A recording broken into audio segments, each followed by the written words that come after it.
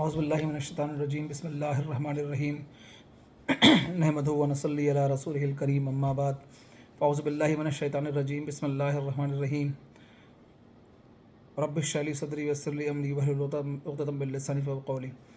آج ہم جو ہے وہ روزہ ٹوٹنے کے اسباب کے اوپر ہم ڈسکس کریں گے، اور بنیادی طور پر جو ہے روزہ ٹوٹنے کے 3 اسباب ہیں، یعنی 3 طریقے سے کیا کہتے ہیں روزہ ٹوٹ جاتا ہے۔ سب سے پہلی چیز یہ ہے کہ ناک و منہ اور آنکھ کے ذریعے کسی شے کا داخل بدن ہونا، بشرط یہ کہ اس سے بچنے میں حرج شدید نہ ہو، یعنی منافذ بدن، یعنی اگر ناک سے اگر پانی اتنا چلا جائے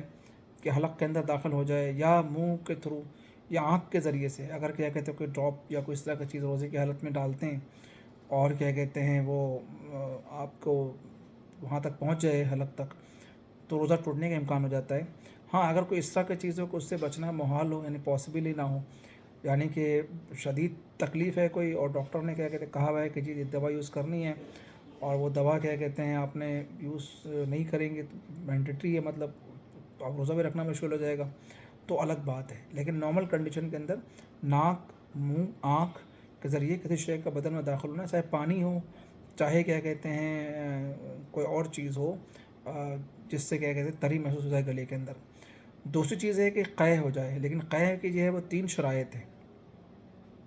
کہ قے یہ کس صورت کے اندر جو روزہ ٹوٹتا ہے۔ سب سے پہلی چیز تو ہے کہ روزہ یاد ہو، یعنی جب آپ کو قے ہو رہا ہو تو روزہ یاد ہو۔ دوسرا یہ کہ وہ قے جو ہے وہ جان بوجھ کر کیا گیا ہو،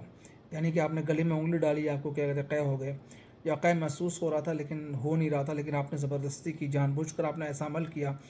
کوئی چیز کھائی یا آپ حلق میں انگلی ڈالی کہ آپ کو قے ہو گیا۔ اور تیسرا یہ کہ منہ بھر ہو قے۔ تو اگر قے ہے جو کہ 3 شرائط کے ساتھ، تو اس میں کیا کہتے ہیں روزہ ٹوٹ جاتا ہے۔ اس میں یہی ہے کہ روزہ یاد ہو، آپ کو جان بوجھ کر عمل کیا گیا ہو، یا منہ بھر ہو۔ اس کا تیسری چیز ہے کسی طرح بھی خود پر غسل واجب کرنا، یعنی کوئی ایسا کام کیا کہتے ہیں سرزد ہو گیا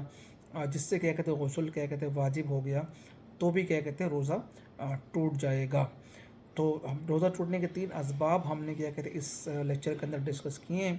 تو سب سے پہلے کہ ناک، منہ اور آنکھ کے ذریعے کسی شے کا داخل بدن ہونا، جس جب کہ اس سے بچنے میں حرج شدید نہ ہو۔ دوسری چیز قے ہے، جب کہ 3 شرائط پائی جائیں، ایک یہ کہ روزہ یاد ہو، دوسرا یہ کہ جان بوجھ کر عمل کیا گیا ہو، اور تیسرا کہ منہ بھر ہو، اور تیسرا یہ کسی طرح بھی خود پر غسل کو واجب کرنا۔ اگر کوئی ایسا کام کر لیا ہے خود سے